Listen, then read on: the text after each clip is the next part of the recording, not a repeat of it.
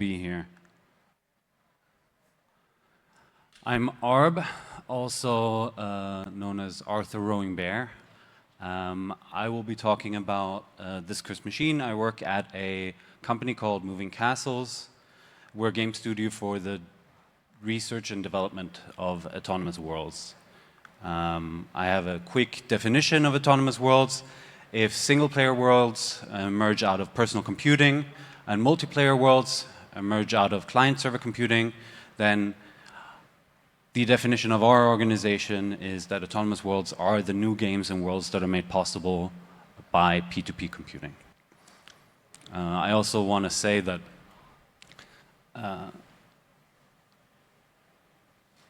I'm fighting a fever, and if I'm not making sense, you can blame the bugs fighting against my immune system right now. Okay, so we started building this autonomous world called This Cursed Machine a while ago. It looked like this in the beginning, and I will show you the first minutes of gameplay now.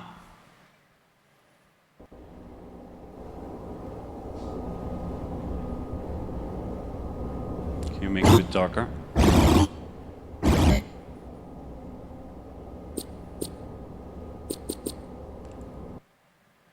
Yeah, I skipped over this part because it's boring.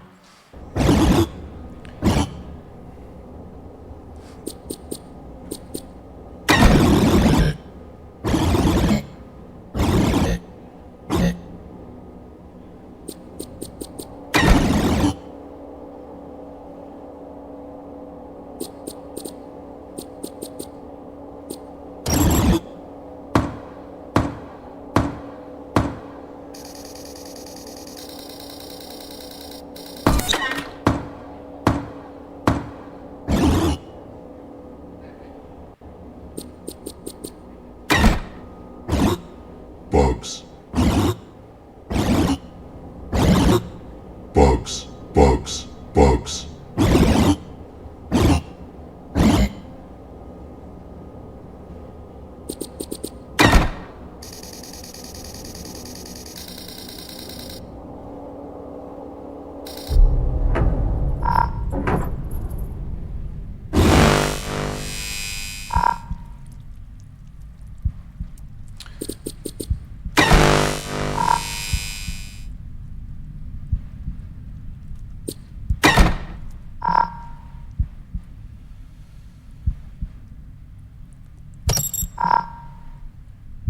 Okay, I'm not going to show all of this. You're getting a kind of feel of what's going on. You're a stump trapped in a pod, and you need to produce different materials. It's a fully on-chain sci-fi body horror fulfillment center simulator, which is less important than you live in the pod, you fulfill your orders, and you get bugs. At some point, you unlock a multiplayer market, you compete with other stumps to solve orders, and you can build new things on top, extend the world. So, why? Why did we do all of this? But first, I think there's a message from our sponsors.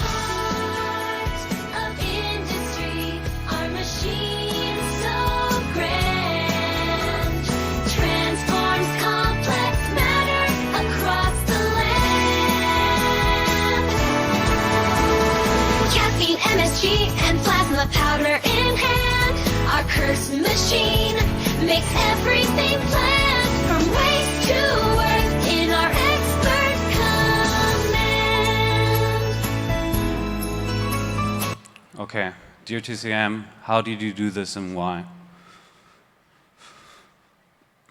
So the first thing we did was, the game is quite simple. It's a token in, push it through a circuit, token out game.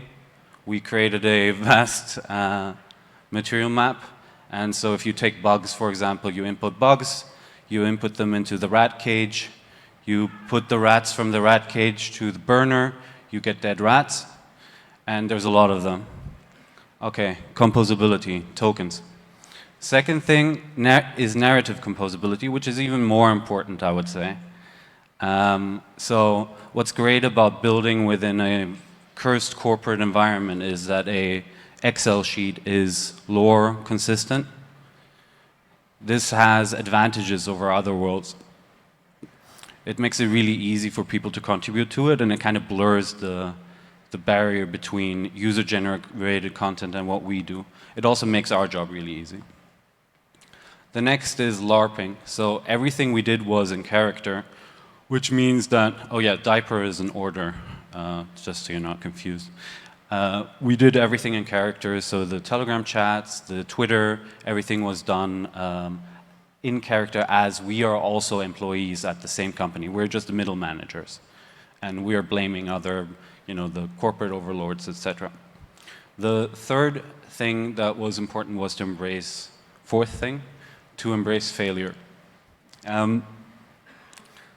Every issue is a narrative opportunity. Very simple one is, we're building an on-chain game, which means we're dealing with this vast broken machine.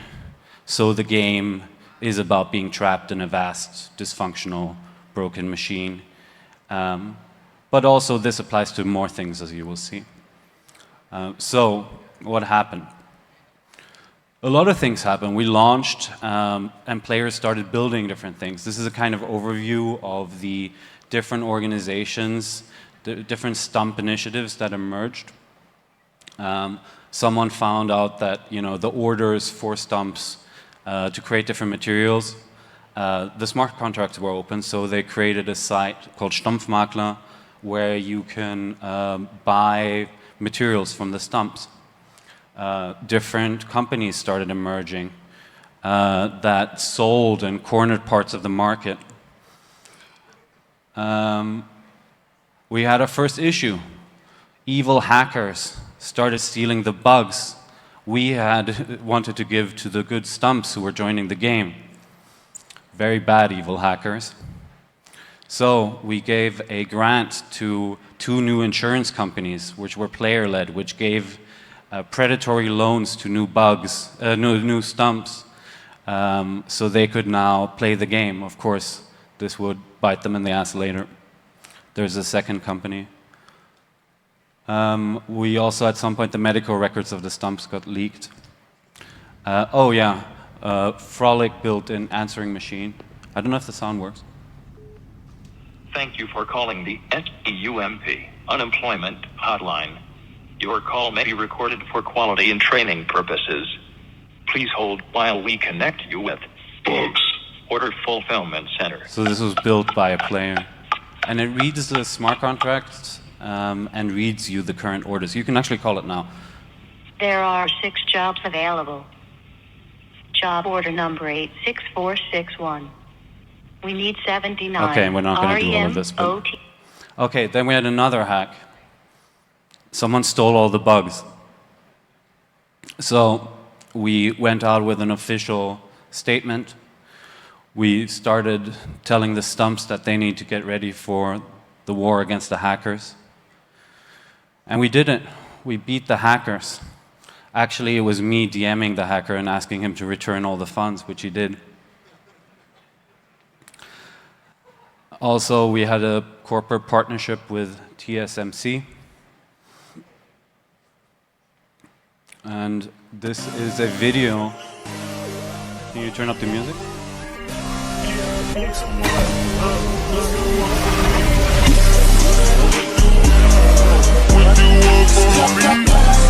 What you want from me? I took a break, but I'm back on my bullshit. I got a scan on her back on them cool shit. Put up on me, she want me in a Gucci. I accidentally with no shop at Gucci. Every time I suck it, but y'all learn. I ain't this size, I ain't rock with no shirt. You can get hit with that fire, you should burn. Slowly punch, but I feel like a worm. Bitch, I be geek, you can call me a nerd. I got it easy, me, Yankee jeans and a cold horse. Yeah, sit on my third. Flawless diamond.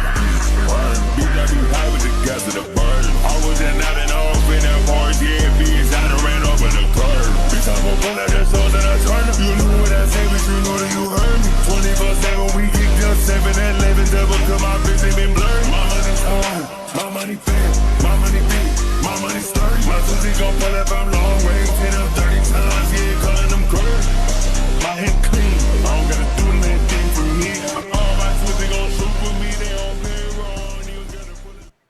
Okay. So that worked, kind of. We are really happy with the outcome. We saw a lot of things emerge, and we think that happened because of the different methods we used. And I think that there is a lot of unexplored potential for leaning into issues, especially in the game space. As people come from the protocol space, they're kind of cling to this idea of security, and I think it doesn't matter if you're actually creating a thing which is supposed to be fun. The most fun about crypto is all the hacks, all the drama, all the on-chain shenanigans, and why not embrace that and make it into the narrative of the game itself? And I think that that is really how you get a decentralized narrative where the actions of the players and the different participants shape, what the world is. We're working on a next game. This is an artist rendering. I'm not going to tell you more than that. If you want to follow what we're up to, you can scan this QR code. I'm going to give you a little bit of time. Since not many people are doing it, it must be because you don't have a lot of time. So I'm going to give you more time. Okay. Are you all done? Great. And then the last thing is we/Rasmus, one person from Moving Castles. Oh yeah, I want to credit GVN and Rasmus, my two co-founders, and then also Agnes Cameron and Manus Niehoff, who worked on TCM. And this one was made by Bunker and Rasmus. And it's shulgin.engineering, and you can upload your frogs and synthesize new materials.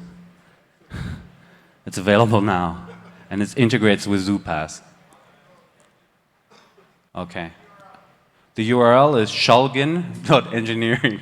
Wait, I don't know how to go back. Wait. Okay, here, you have to read it quickly at the top. Here, shulgin. Okay, wait. Okay, one more time. You see it? Okay, I'll do one. Okay, I have a lot of time left, so I'm kind of. But I think that maybe it's time for questions. Did we get questions? There are questions? Good. Because we have a lot of time left.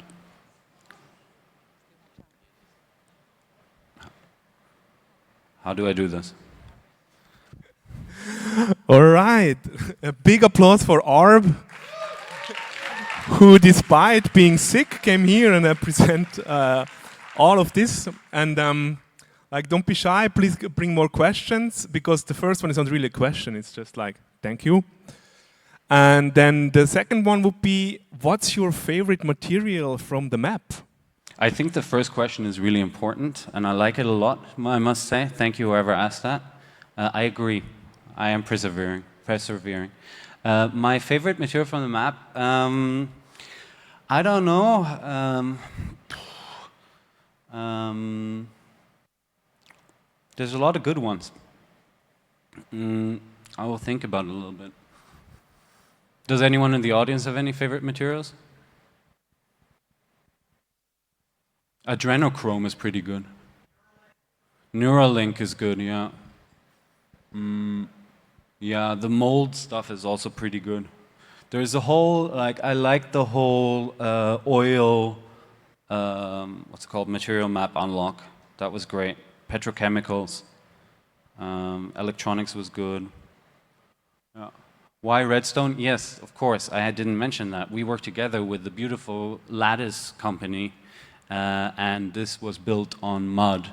And we used their chain called Redstone as well, which worked really well. I mean, we like working in mud, and Redstone worked well for, it came with the thing, and it was good.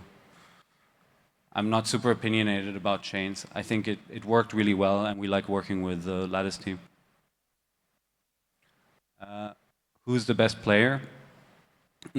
I think that this is an interesting question. We had a leaderboard, but I think the best players were the ones that started creating their own stuff.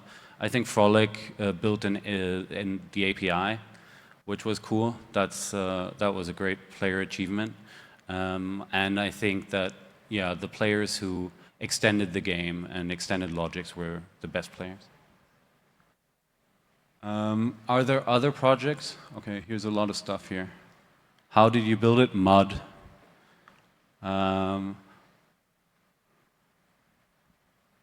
So the one on the top are the ones with the most upvotes. So what percentage in character are you still in right now? It's a very good question. I don't know. I think the fever is pushing me more into character. Yeah. Here, obviously, blockchain constraint options for game loops as well as developer resources. Independent of these two, is there a central mechanic game loop you find interesting from a narrative perspective? I think that like it's really hard to build game loops or games on chain.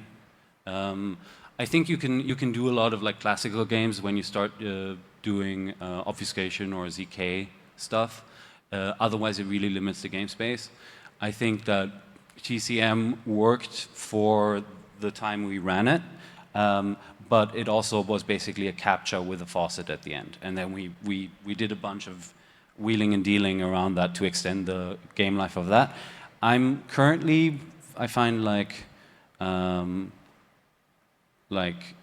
games that have optimal strategies but that change based on player behavior really interesting. And I also like social oracle games, like the beautiful Dress to Impress game on Roblox, which is a game where you you dress up and you perform a fashion show, and then people rate you for it. That's a great game.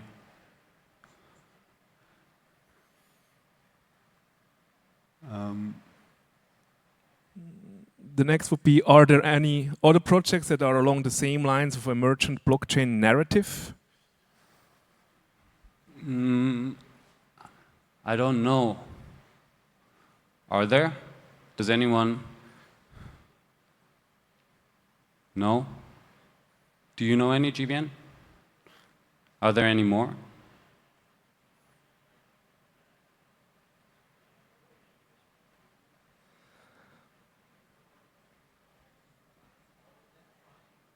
All of them trying? Yeah, we're all trying.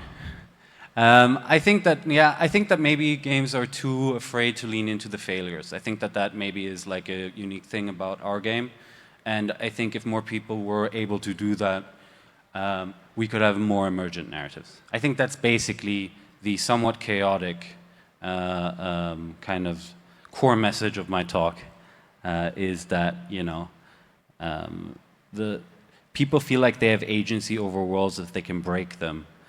If you don't allow that, you're just creating like a little sandbox that people can play in, but you don't allow them to change or break the sandbox. And really the most interesting narratives are the ones that subvert the expectations of the game makers and then become part of the narrative.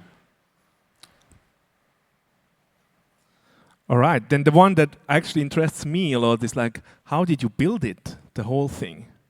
Yeah, it was built using mud by a great team, us at Moving Castles, and together with the support of the mud team. And I think it looks good because we leaned into the kind of limitations of the medium. Yeah. Thank you so much. So what was the funniest hack then that happened? Yeah, I think the faucet hack,